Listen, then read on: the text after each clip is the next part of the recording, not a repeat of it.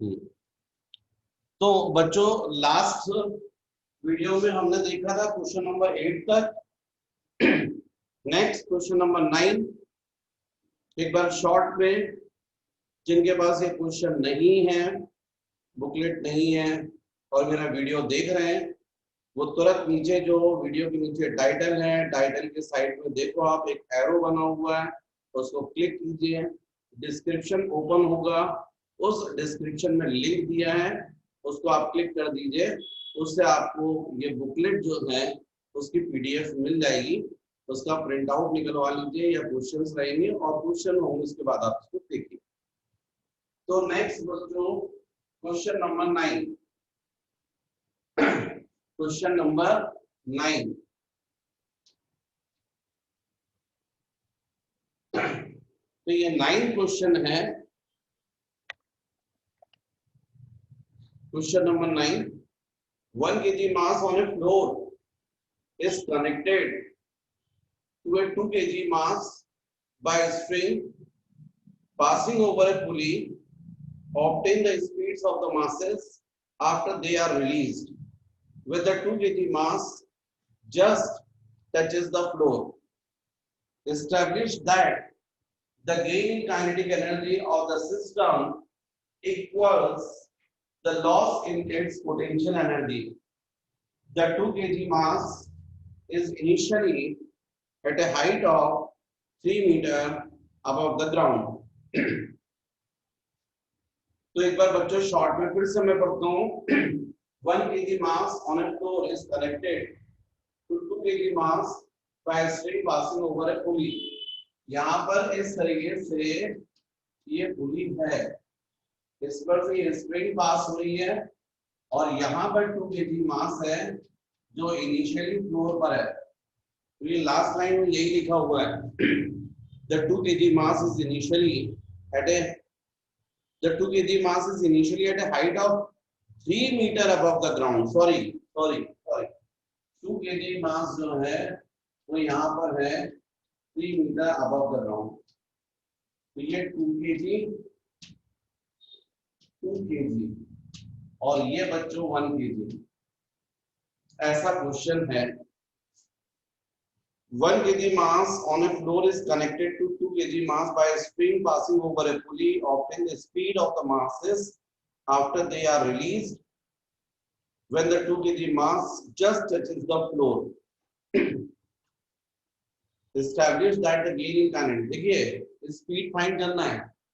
जैसे आप इसको छोड़ोगे तो ये डाउनवर्ड आएगा क्योंकि इसका वेट ज्यादा है ना, ये 2 kg मतलब 2g, इसका वेट हो जाएगा 1g, पर वेट ज्यादा है इसका, इसलिए ये स्प्रिंग के थ्रू इस 1 kg पर फोर्स लगाएगा, जिसको अपन टेंशन बोलते हैं।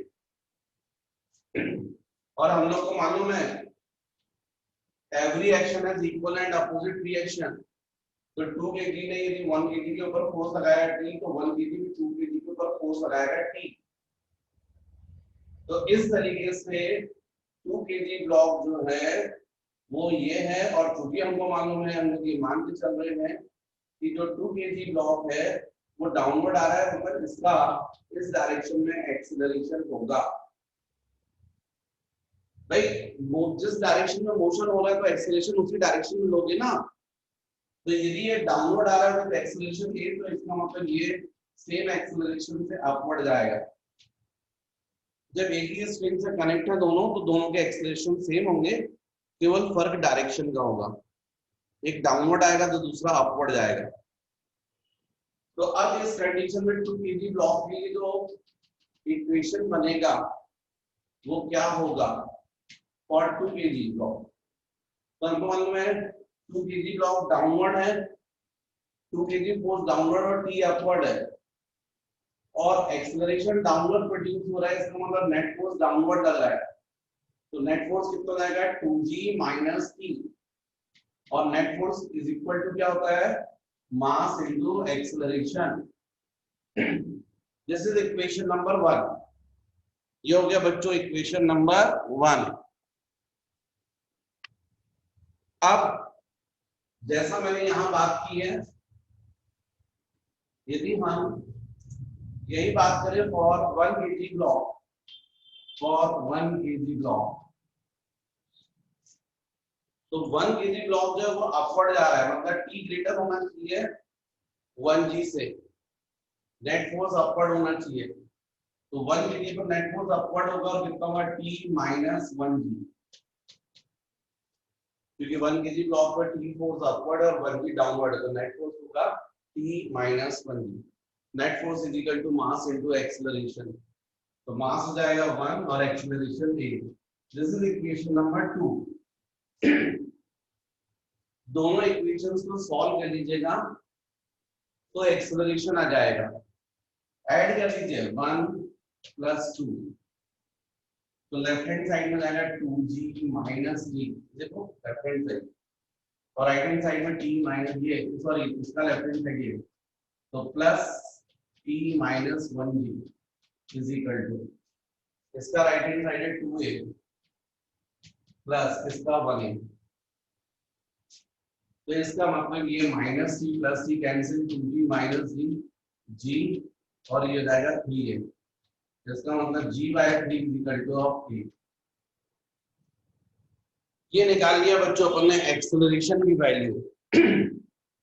जब एक्सीलरेशन आ गया है तो अब आप इस 2 kg ब्लॉक की यहाँ पर फाइनल वेलोसिटी बता सकते हो, क्योंकि वो रेस्ट से स्टार्ट करेगा और कितना डिस्टेंस ट्रैवल कर रहा है 3 मीटर, तो यहाँ पर आप इक्वेशन अप्लाई कर सकते हो, v square is equal to v square plus 2as। v अपन को फाइंड करना है कि क्वेश्चन में बोला है u0 to a g by 3 और s बच्चों 3 मीटर है, तो 3 मीटर, तो 3 3 कैंसिल, इसका मतलब v is equal to root over 2g और 20, क्योंकि g मतलब 10 ले रहे हैं अपन, तो इसका मतलब है यहाँ पर वेलोसिटी आपको मिल रही है जो उसने गेन की है वो जाएगी रूट 20 मीटर पर सेकेंड। ये हो जाएगा बच्चों फर्स्ट पार्ट। फिर नेक्स्ट हमसे बोला गया है establish that the gain in kinetic energy of the system equals the loss in its potential energy। ये भी हमको establish करना है, मतलब सही मायने में हमको law of conservation of energy जो है वो प्रूव करना है, कर देते हैं। आप देखिए initial potential energy, initial potential energy U i, initial potential energy U i कितनी होगी, तो हमको मालूम है 2 kg ब्लॉक ऊपर था 3 मीटर ऊपर, तो इसके लिए जाएगा mgh 2g into h 3, और 1 kg ब्लॉक के लिए 1 into g into 0, क्योंकि वो ग्राउंड पर था, फ्लोर पर था, तो इस तरीके से इनिशियल पोटेंशियल एनर्जी आ गई 3 into 6 into 10 60 जूल्स, 60 जूल्स। बाद में क्या हुआ, ये जो 2 kg ब्लॉक है फ्लोर पर पहुंच गया, इसका मतलब 3 मीटर डाउनवर्ड आया, तो ये 1 kg 3 मीटर अपवर्ड जाएगा, तो ये स्ट्रिंग थोड़ी छोटी हो जाएगी, ये 3 मीटर डाउनवर्ड आएगा 3 मीटर ऊपर चला आएगा, एक ही स्ट्रिंग से कनेक्टेड है ना इसलिए।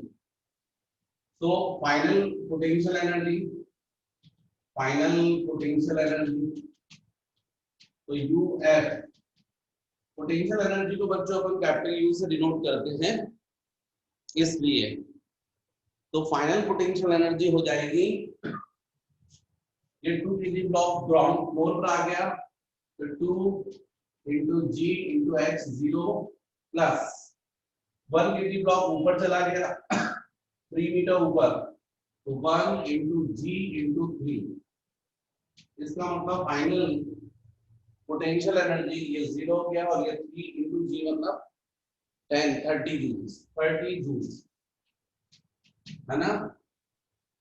अब यदि हम लोग बोले चेंज इन पोटेंशियल एनर्जी, तो चेंज इन पोटेंशियल मतलब जाएगा फाइनल माइनस इनिशियल, मतलब 30 माइनस 60, इसका मतलब change in potential energy equal to minus 30 joule. Minus sign ये बता रहा है loss, loss in potential energy, इसका मतलब पोटेंशियल एनर्जी में लॉस हुआ है। अब पोटेंशियल एनर्जी में लॉस हुआ है तो कहां गई वो, तो अपन काइनेटिक एनर्जी में चेंज पता करें, है ना। तो काइनेटिक एनर्जी में भी चेंज पता करते हैं तो इनिशियल काइनेटिक एनर्जी, तो initial kinetic energy 0 plus 0, first body भी रेस्ट में थी, सेकंड बॉडी भी रेस्ट में थी। Final potential, final kinetic energy, तो फाइनल काइनेटिक एनर्जी तो हो जाएगा half mv square plus half mv square, लेकिन हाफ 2 kg ब्लॉक का मास जाएगा m2 और स्पीड हो जाएगी √20, तो √20 स्क्वायर। तो मेरे पास एक्चुअली में बोर्ड जो है वो कंप्लीट भर चुका है, तो मैं डिस्कस करता हूँ, है ना। तो बच्चों ये इनिशियल काइनेटिक एनर्जी थी, आप देखें तो दोनों ब्लॉक्स एक्चुअली में इनिशियली कैसे थे, रेस्ट में थे, इसलिए इसकी भी काइनेटिक एनर्जी 0, इसकी भी 0, तो टोटल काइनेटिक एनर्जी 0। लेकिन फाइनल काइनेटिक एनर्जी, तो फाइनल काइनेटिक एनर्जी मतलब half m into v square, तो आपको मालूम है इसका मास कितना है 2 kg, तो 2 into v स्क्वायर, तो आपको क्लियर इसकी वेलोसिटी कितनी है √20, तो जाएगा √20 स्क्वायर प्लस जो वेलोसिटी 2 kg ब्लॉक की होगी, फाइनल वेलोसिटी वही 1 kg की होगी, क्योंकि दोनों स्ट्रिंग से कनेक्टेड है ना। जब स्ट्रिंग से कनेक्टेड है तो निश्चित रूप से एक की जितनी वेलोसिटी डाउनवर्ड होगी दूसरी की उतनी वेलोसिटी अपवर्ड होगी। यदि साइकिल आप चलाते हैं और साइकिल चल रही है और दोनों के व्हील सेम है, तो इसका मतलब ये जितनी वेलोसिटी फ्रंट व्हील की इंक्रीज होगी, सेकंड की भी, रियर व्हील की भी उतनी होगी। ऐसा नहीं होगा कि फ्रंट व्हील की वेलोसिटी ज्यादा होगी रियर व्हील की कम होगी, ऐसा यदि होगा तो आगे वाला चक्का भाग जाएगा और पीछे वाला पीछे छूट जाएगा, आप जो बिना पहिए के जो साइकिल पे चलते रहेंगे। तो जब सिस्टम रहता है तो वेलोसिटी इंक्रीज होती है तो दोनों की सेम इंक्रीज होगी। तो यहाँ पर इसका मतलब इसकी वेलोसिटी √20 तो इसकी भी √20 होगी, तो इसके लिए जाएगा हाफ मास 1 kg और ये जाएगा √20 स्क्वायर। और इस बेसिस पर बच्चों यदि आप देखें सॉल्व करें तो फाइनल काइनेटिक एनर्जी ये 2 to कैंसिल हो गया, तो √20 स्क्वायर मींस 20, यहाँ √20 स्क्वायर 20/2 मतलब 10, तो 20 + 10 30, तो 30 जूल हो गई। चेंज इन काइनेटिक एनर्जी मतलब फाइनल माइनस इनिशियल, तो आपको क्लियर हो गया ये 30 - 0 = 30। ये पॉजिटिव आ रहा है, कभी भी चेंज फाइंड करना है तो फाइनल माइनस इनिशियल करना चाहिए। पॉजिटिव आ गई मतलब गेन, नेगेटिव आ गई मतलब लॉस। तो यहाँ पर आपको क्लियर है, पहले पोटेंशियल एनर्जी में लॉस हुआ है और ये काइनेटिक एनर्जी में गेन हुआ है। तो इसका मतलब जितनी पोटेंशियल एनर्जी में लॉस हुआ है उतना ही काइनेटिक एनर्जी इंक्रीज हुई है। इसका मतलब एनर्जी केवल एक फॉर्म से दूसरे फॉर्म में कन्वर्ट हुई है, लेकिन टोटल एनर्जी कैसे मिली है, कांस्टेंट मेंटेन है। मतलब ये प्रूव कर रहा है law of conservation of energy को। ये था बच्चों क्वेश्चन नंबर 9। नेक्स्ट बच्चों क्वेश्चन नंबर 10। तो question number 10, a pump on the ground floor of a building can pump up water to fill a tank of volume 30 meter cube in 15 minutes. If the tank is 40 meter above the ground and the efficiency of the pump is 30%, find the power consumed in filling that tank. यहां पर ये building हो गई, ground floor पे ये pump हो गया, यहां पर टैंक है, ये कनेक्शन। हमको क्वेश्चन में बोला गया है pump on the ground floor of a building can pump of water to fill a tank of volume 30 metre cube in 15 minutes. 15 into 60 seconds. If the tank is 40 meter above the ground and the efficiency of pump is 30%, find the power consumed in filling the tank. यह है बच्चों question. Power find करना है. Power is equal to होता है W/T, जो work pump ने किया डिवाइडेड बाय टाइम. अब पंप ने कितना वर्क किया तो वो हमको कैलकुलेट करना पड़ेगा. हमको क्वेश्चन में एफिशिएंसी गिवन है. एफिशिएंसी का हमेशा का फॉर्मूला होता है बच्चों output upon input into 100. Efficiency का हमेशा का जनरल फॉर्मूला होता है आउटपुट अपॉन इनपुट इनटू 100. अब यहां पर चूंकि वर्क से रिलेटेड है इसलिए work output upon work input into 100 या एनर्जी और work done by pump divided by work input मतलब energy consume by pump into 100. ऐसा भी बोल सकते हो. तो अब यहां पर आप वैल्यूज रख दीजिए. एफिशिएंसी परसेंटेज 30, W आउटपुट तो मतलब यहां से यहां तक किया तो mgh, W इनपुट मतलब एनर्जी कंज्यूम इनटू 100.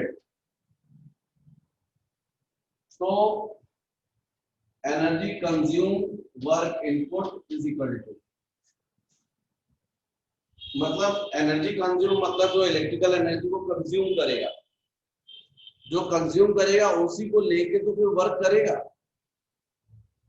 भाई आप रोटी खाते हो उसके बाद आप काम करते हो तो जो आप रोटी खा रहे हो एनर्जी कंज्यूम कर रहे हो. पंप जो है वो रोटी ना खाकर इलेक्ट्रिकल एनर्जी खा रहा है और फिर उसके बाद वर्क कर रहा है.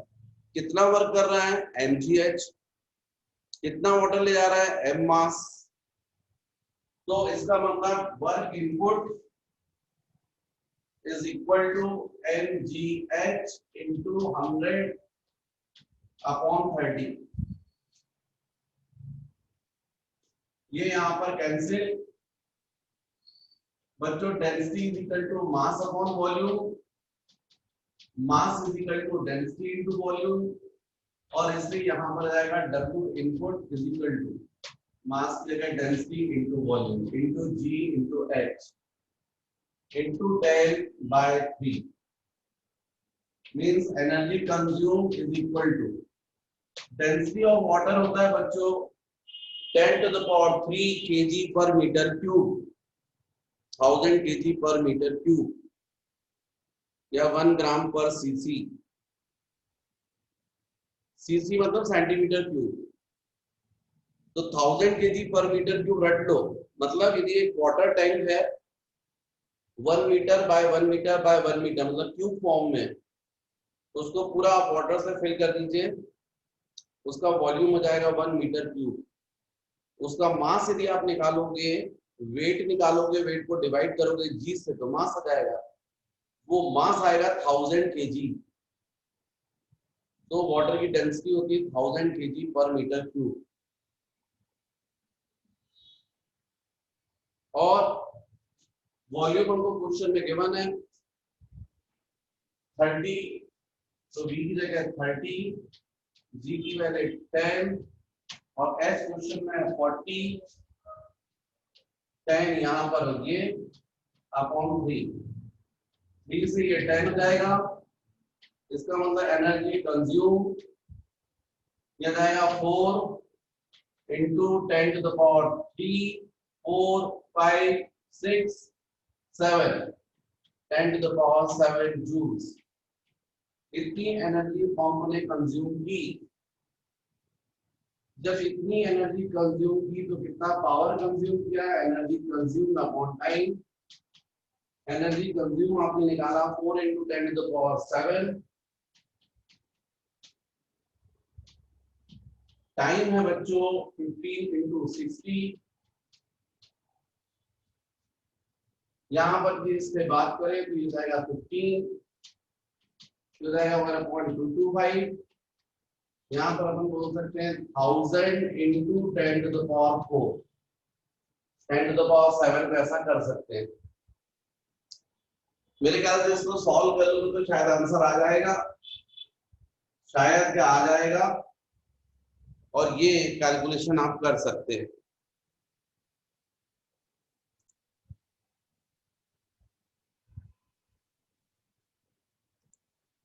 Next question, question number 11। Question number 11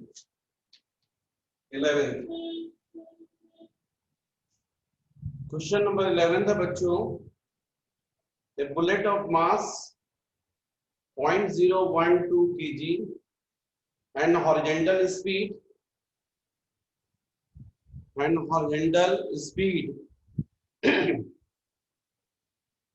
70 meter per second strikes a block of wood of mass 0.4 kg and initially comes to rest with respect to the block.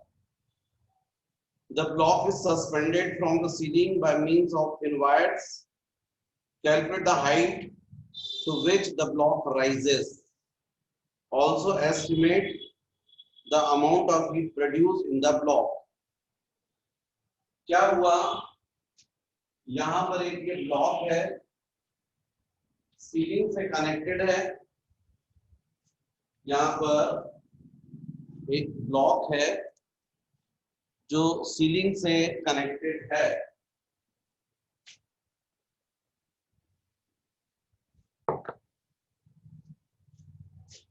ये ब्लॉक है तो इस तरीके से सीलिंग से कनेक्टेड है। यहां से एक बुलेट फायर की हमने। ये बुलेट का मास हमको गिवन है स्मॉल m 0.012 kg, मतलब 12 × 10⁻³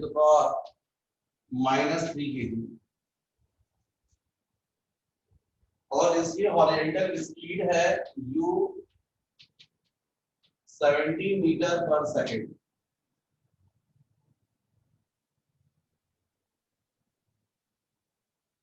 strikes a block of wood of mass, इस ब्लॉक का मास है कैपिटल M और ये गिवन है हमको 0.4 kg, 0.4 kg। Instantly come to rest with respect to the block. The block is suspended from the ceiling by means of thin wire. Calculate the height to which. क्या हुआ कि ये जो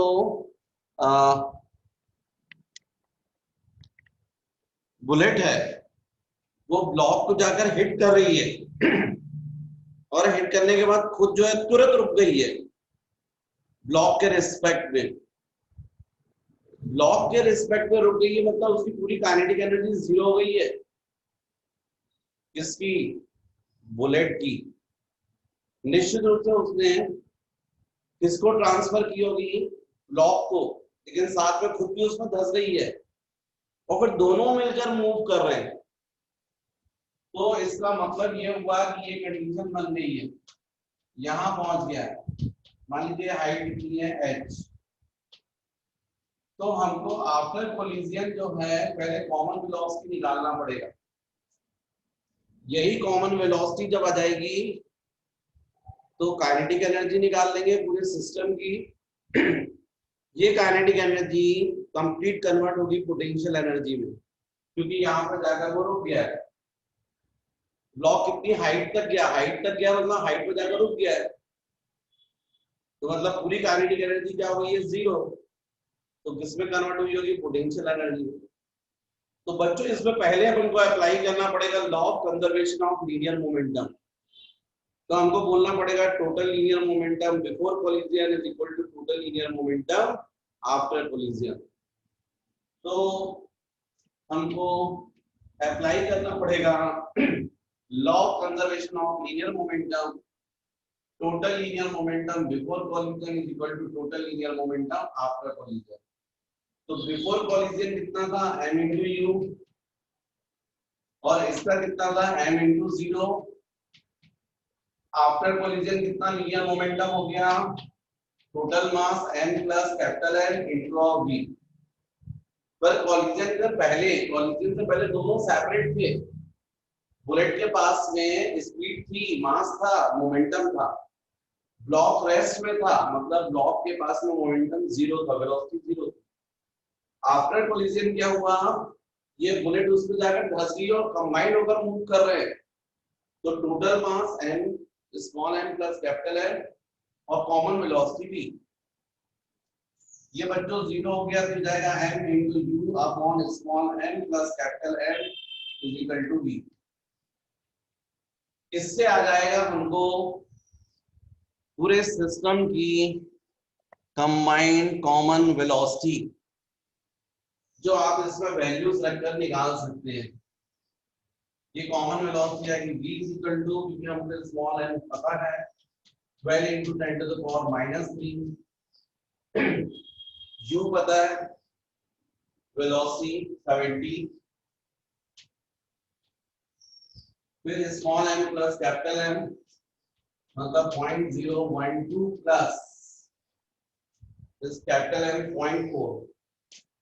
0.4, इसका मतलब v is equal to 12 into 70 into 10 to the power minus 3 divided by ये 0.412 हो जाएगा, 0.412।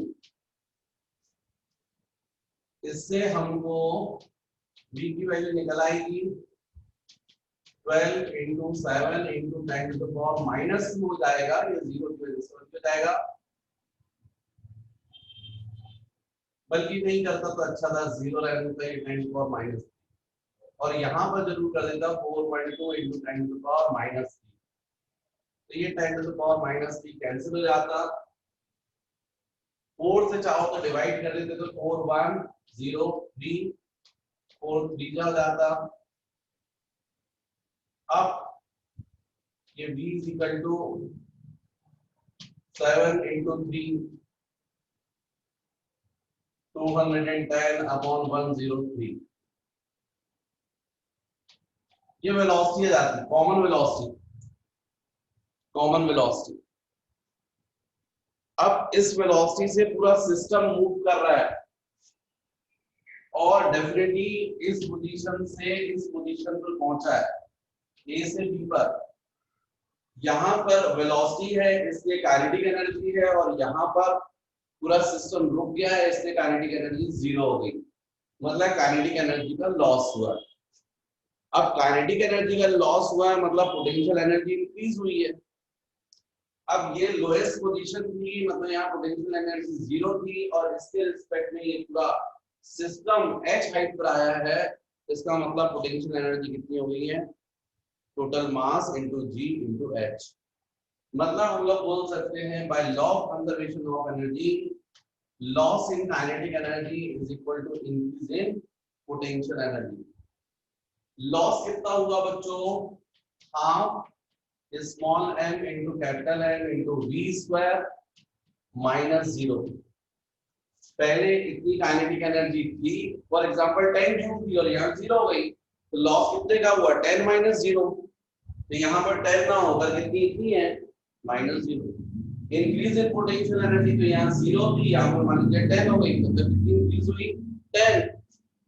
तो यहाँ पर 10 का बोलना क्या बोलोगे, small m plus capital N into g into h, total mass into g into h। ये कैंसिल हो गया बच्चों।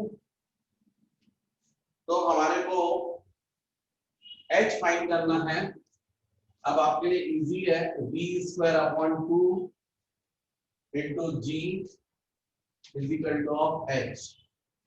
v की वैल्यू यहां से आप सब्स्टिट्यूट कर सकते हो,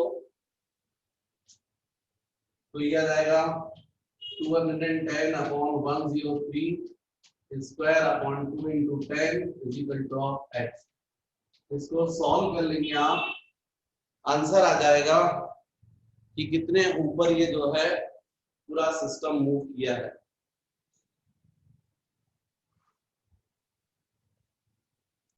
बच्चों मेरी बात सुन रहे हो आप लोग? मैं आपसे बोल रहा हूं कि यहाँ पर अपन को चूंकि कॉलिजन के बाद कितनी हीट प्रोड्यूस हुई वो भी फाइंड करना है। तो आप जरा सोचे, जो बुलेट थी जाकर ब्लॉक से जब हिट कर रही है और मान लीजिए फॉर एग्जांपल उसकी एनर्जी थी 10 जूल, जब वो उस ब्लॉक में अंदर पेनिट्रेट कर दी है, धस गई है और उसके बाद कंबाइन मूव कर रही है, तो मान लीजिए उसकी काइनेटिक एनर्जी है 8 जूल। इसका मतलब पहले 10, कॉलिजन के बाद 8, तो वो जो 2 जूल है वो कहां गई? वही एनर्जी कन्वर्ट हो गई है किसमें? हीट एनर्जी में। 10 जूल में से 2 जूल कन्वर्ट हो गई है हीट में, और बाकी बची हुई 8 जूल किसको मिल गई है? ब्लॉक को, जिसके कारण वो हाइट पर गया है। तो इसका मतलब ये हुआ कि हीट प्रोड्यूस कैसे फाइंड करोगे? तो सिंपल है, हीट प्रोड्यूस के लिए हम बोलेंगे heat produce is equal to kinetic energy after collision, kinetic energy before collision minus kinetic energy after collision. क्योंकि पहले ज्यादा थी बाद में कम हुई है, क्योंकि अदरवाइज इसको नेगेटिव साइन के साथ मिल जाएगा फिर, क्योंकि बाद में एक्चुअली में कम हुई है ना। पहले 10 थी बाद में 8 है, तो कितनी एक्चुअली में हीट प्रोड्यूस हुई है? तो 10 माइनस 8 करना पड़ेगा। मतलब kinetic energy before collision minus kinetic energy after collision. तो मैंने यहाँ पर Ki माइनस Kf लिख दिया है। तो यहाँ पर जो हीट प्रोड्यूस है H is equal to kinetic energy before collision हो जाएगा half small m into u square minus kinetic energy after collision हो जाएगा half small m plus capital M into v square. क्योंकि कोलिजन से पहले केवल bullet जो थी उसके पास एनर्जी थी काइनेटिक एनर्जी, इसलिए half mass of bullet into velocity of bullet square minus after collision, दोनों कंबाइंड होकर मूव कर रहे हैं, इसलिए total mass into common velocity square. तो अब यहाँ पर केवल बच्चों वैल्यू पर रखना है, हीट प्रोड्यूस के लिए हाफ, और मास ऑफ बुलेट आपको पता है, वेलोसिटी आपको पता है 70, मास आपको पता है 12 into 10⁻⁻3, half small m capital M given है, v आपने निकाल लिया है 210 अपॉन। केवल इसमें आप वैल्यू रखकर देखिए और कैलकुलेशन करके देखिए, आपका आंसर आ जाएगा। जो आएगा वही एक्चुअल में प्रोड्यूस्ड हीट होगी, प्रोड्यूस हीट होगी। Kinetic energy before collision minus kinetic energy after collision. इसमें केवल आप वैल्यू सब्स्टिट्यूट कीजिए, आपका आंसर आ जाएगा।